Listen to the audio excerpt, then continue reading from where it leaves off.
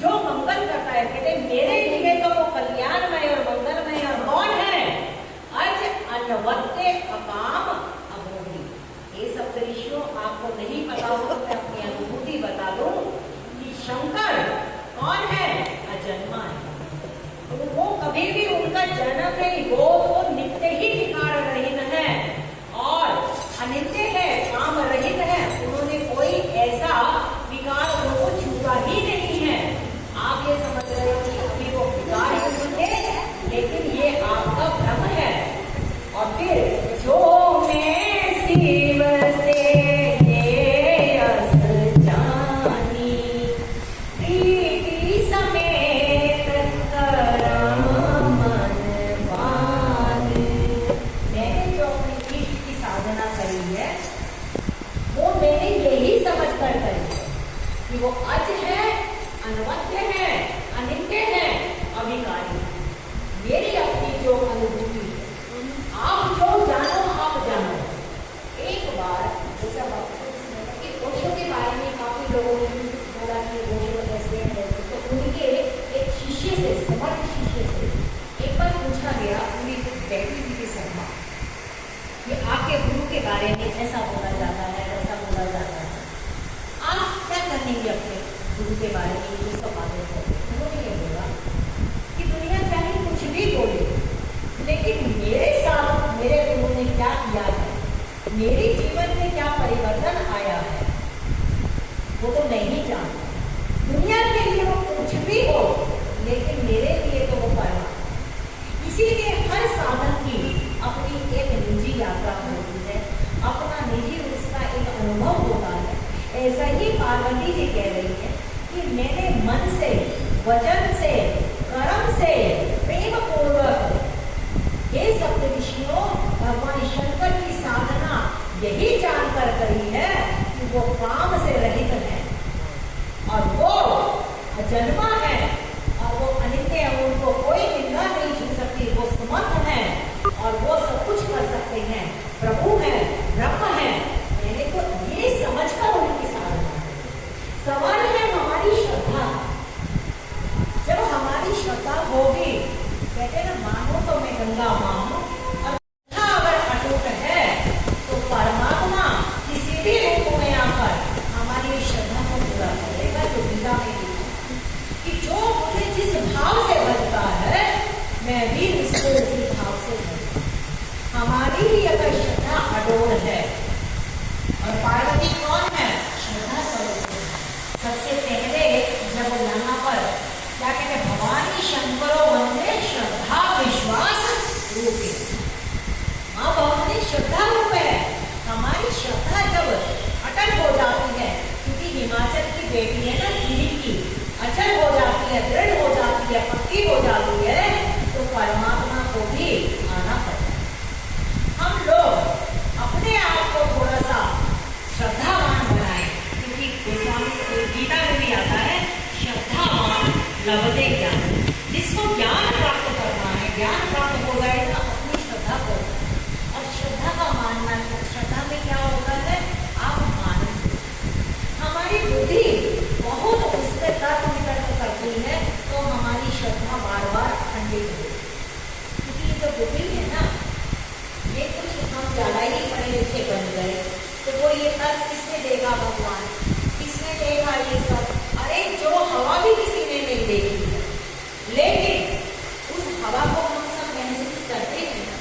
बहुत चीजें हमारे आंखों से नहीं दिखाई देती, लेकिन हमें मानना पड़ता।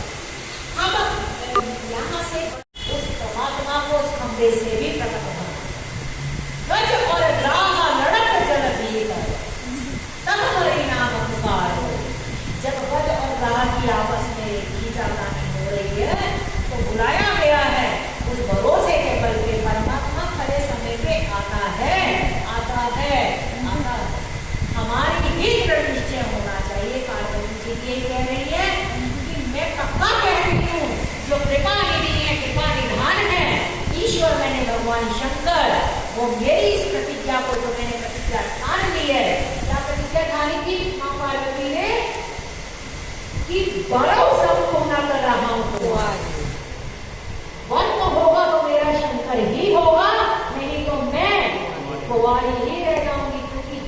जन्म नदी रबर है, मेरी जन्म जन्म की यात्रा है, मुझे नहीं छोड़ो। और ऐसा नहीं है, भगवान कृष्ण ने गीता में कहा कि हम सब एक ही नाव के यात्रियां, हमारी सबकी जन्म जन्म की यात्रा चलती है। भगवान शंकर की भी लोग ये ना अजन्मा है। अजन्मा कौन होगा? जो कामना रहित होगा। हम जैसे काम वाले लोग, हम जैसे कामना वाले लोग, जिसकी पल पल पे कामनाएं रहती हैं, संकल्प विकल्प रहते हैं, यही तो हमारे जन्म का हेतु बनते हैं। बुद्ध ने कहा था कि जीवन में जितने व्यक्ति की इच्छाएं कम पूरी करी जाएंगी, उसका उतना ही मोक्ष का बंधन का द्वार खुलता चला जाएगा। हमारी कामनाएं तो हमें फंसाए रखती हैं, ये कर लो, वो कर लो। गीता में लिखा है, एक साधक का लक्षण के बारे में पूछा, अनारंभ, सबसे पहले उन्होंने बताया अनारंभ अनिकेत कमाई। अनारंभ का मतलब ये है कि बिल्कुल सहजता से जीवन हमारा बीतता जाए। अब बहुत कामनाएं करके बस छोड़ दिया, बहुत हो गया। किसी ने पूछा जीवन की परिभाषा क्या है?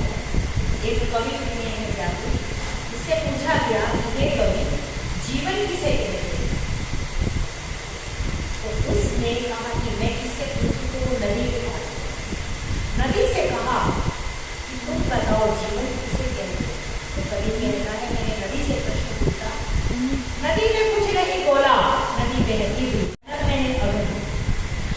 अग्नि का सहज स्वभाव होता है क्या? हिमते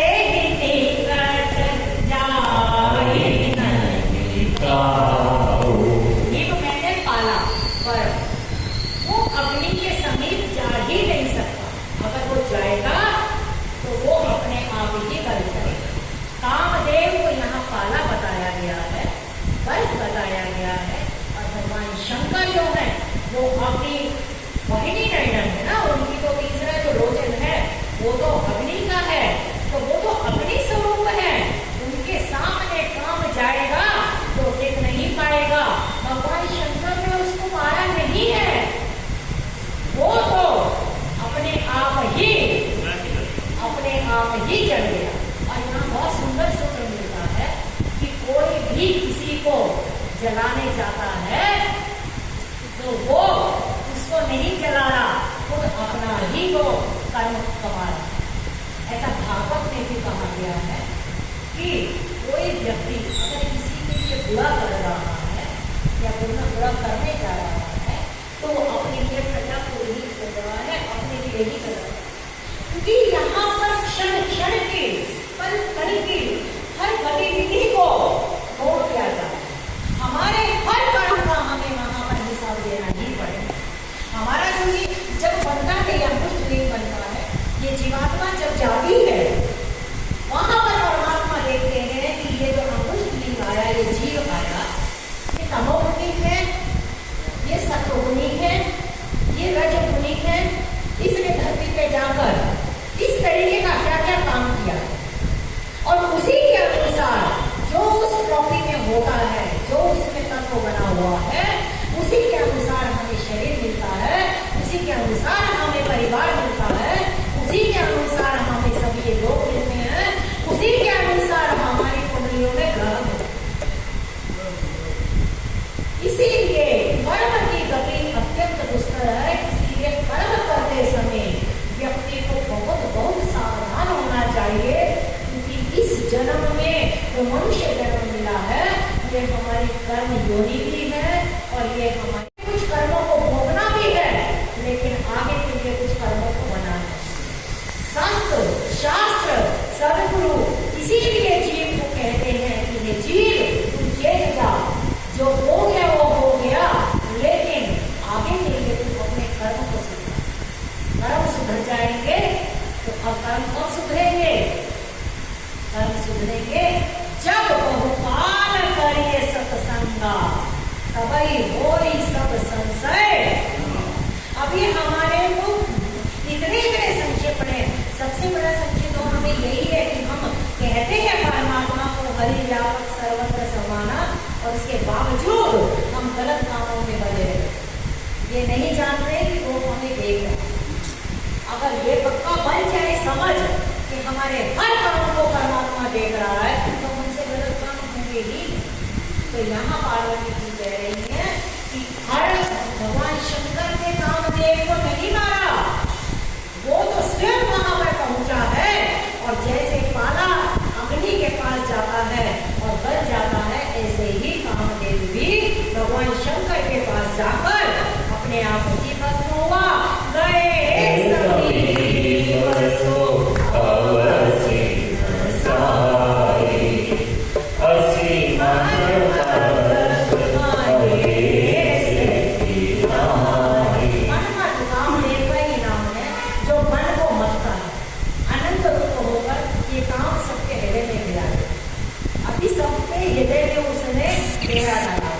गोस्वामी जी मैंने पत्रिका में कहते हैं कि प्रभु ये जितने सारे के सारे चोर हैं इस हृदय में आ रहे हैं, आप धनुष्य सर चाप लेकर मेरे हृदय में विराजो और इनको सबको बाहर निकालो। तो यहाँ पर कहते हैं कि जैसे अग्नि में पाले को खत्म कर देती है, ऐसे ही मनोहर मैंने कामदेव महेश के पास जब गया है तो वो अपने काम भी मरा है। आपका ये विवेक है कि भगवान शंकर ने उसको मारा है। परमात्मा हमेशा ही, भगवान शंकर हमेशा ही अविकारी है। और मैं पहले भी ये जानती थी कि वो कामी नहीं है, वो विकारी नहीं है। और इसी चीज को जानते हुए मैं जल्दी चली जाएगी एक उदय शंकर मिल ही जाए। पार्वती ने वो मंत्र अपने हाथ मान लिया और तपस्या का मतलब क्या? तो देखिए अपर्णा नाम की हो गया वहां, सब भोग मिला, सब दूर हो गए। वो स्वामी जी कहते हैं जो कोई राम लागते मीठे, अगर मुझे राम प्यारे लग रहे होते तो षड रस, ये जो जीव के रस हैं, अनरस नवरस वह जाते बस मुझे राम रस ही अच्छा लगता। जो आप भजन में गाते हैं कि राम रस पिए बेटा, राम रस को कभी काम रस त्याग करे, राम रस जब इस रसना को राम का रस मिल जाएगा, आनंद मिल जाएगा। आपने अनुभव करा कि कामदेव को मारा गया, जलाया गया किसी तरह। कामदेव जो था कहाँ छुपा था? आम के पेड़ के पत्तों के बीच में छुपा हुआ था। ठीक है, आम का पेड़ जो होता है, कामदेव तो भस्म हो गया, लेकिन आम का पेड़ तो भस्म नहीं हुआ है ना। आम तो रस होता है ना। यहाँ पर गोस्वामी जी वही दिखाना चाह रहे हैं कि कोई भरोसे से, क्योंकि वो वट वृक्ष के नीचे साधना कर रहे थे, ध्यान में मग्न थे। वट है विश्वास का रूप, कोई विश्वास बनाकर साधना कर रहा है। कोई विकारी उसकी साधना को अगर हनन करने आएगा वो भस्म हो जाएगा, लेकिन जीवन का रस खत्म नहीं है। क्योंकि भगवान खुद, भगवान शंकर ध्यान के रस में हमेशा डूबे रहते हैं। हमें भी राम का रस मिल जाए, उस ध्यान का रस मिल जाए तो ये जीवन हमारा धन्य हो जाए। ये जो सब हमारा ये सत्संग का एक ही प्रयोजन है। सब भक्त तुझको घेरेंगे, उसको घेरने का काम है। तेरे नाम की माला अरे वो जो 108 बार उसका नाम लिया जा रहा है, वो उसको घेरने का नाम प्रपंच है सारा। तूने माया के द्वारा सबको बांध रखा है, हम तेरे नाम से ही तेरे को बांधेंगे। और दर्शन दोगे कभी ना कभी, चाह हमारे दिल में। शिव पार्वती के मन में चाहत थी कि मेरे को शंकर ही पति के रूप में मिले। गुरु ने मंत्र दिया, उसकी चाह को बल मिला, उसने तपस्या करी, समय लगा, लेकिन भगवान शिव उसको, गोस्वामी जी कहते हैं जय पर सत्य सनेहु सोते मिलहि मत छू संदेहु। ये हमारा 84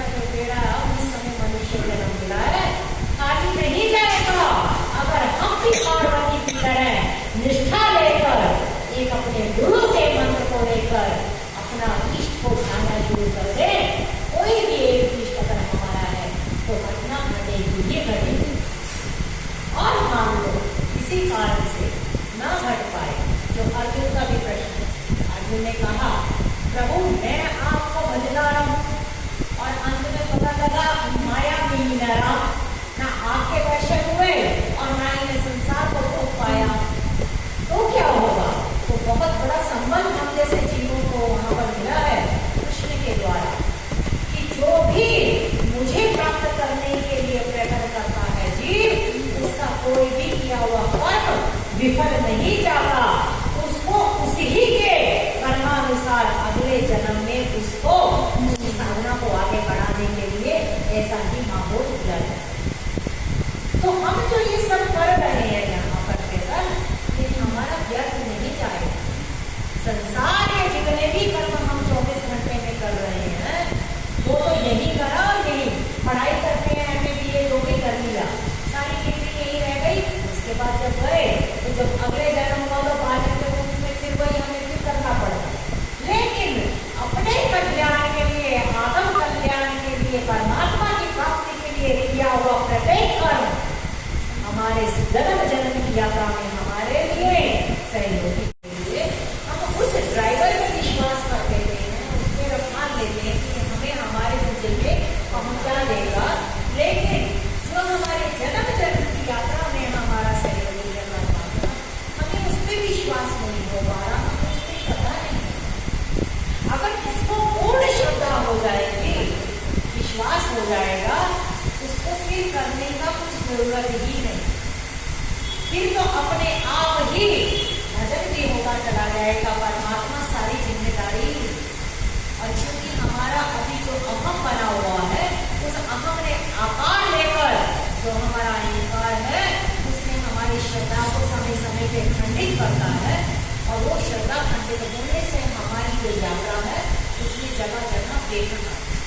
पार्वती जी के इस प्रसंग से हमें बहुत प्रेरणा मिलती है कि अपने गुरु पे, अपने इष्ट पे अगर हमारी अटूट दृढ़ निष्ठा होगी, श्रद्धा होगी, तो कोई कारण नहीं है कि हमें कोई शिव से दूर रखे।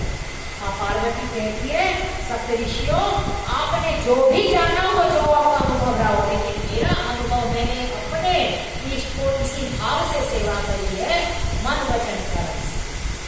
ये मेरे लिए तो वो सब कुछ है। और तो हमारे मन सुनो ईसा करिनाई सत्य कृपाई ईसा। मेरा तो यही भाव रहा है कि शंकर भगवान ही सब कुछ है मेरे जीवन के लिए। और जो मेरे पन मेरे आप प्रतिज्ञा के बारे में बात कर रहे हैं, हे ईश्वरों आप सुनो, मेरा पक्का दृढ़ निश्चय है कि भगवान मेरी प्रतिज्ञा को सत्य करेंगे ही करेंगे। ऐसा जब भाव जीव में आ जाता है कि जो भी हो परमात्मा मेरे साथ खड़ा ही है, तो कैसी भी परिस्थिति हो, जो घटना घटती है प्रहलाद के जीवन में हिरण्यकश्यप ने बहुत मना करा, सारे प्रपंच कर दिए। अंततः प्रहलाद को बोला कि तू कहता है सब जगह परमात्मा इस खंबे में भी है, तो प्रहलाद का दृढ़ निश्चय देखो। आ रहे हो ना कि गृहस्थ आश्रम के लिए तो काम की जरूरत है, मुझे पता है कि गृहस्थ आश्रम में, हमारे गृहस्थ आश्रम में काम की कोई जरूरत ही नहीं है, वहां तो राम की जरूरत है। और ये देखो जब विवाह हुआ है तो सबसे पहले माँ पार्वती ने भगवान शंकर के सामने यही तो जिज्ञासा करिए कि राम कौन, और जहाँ राम कथा नित्य होती रहे वही तो भगवान शंकर और पार्वती का नाम करते हैं। ऐसी जब बातें सप्तऋषियों को सुनाई तो दिए हरे मुनि वचन सुनि देखी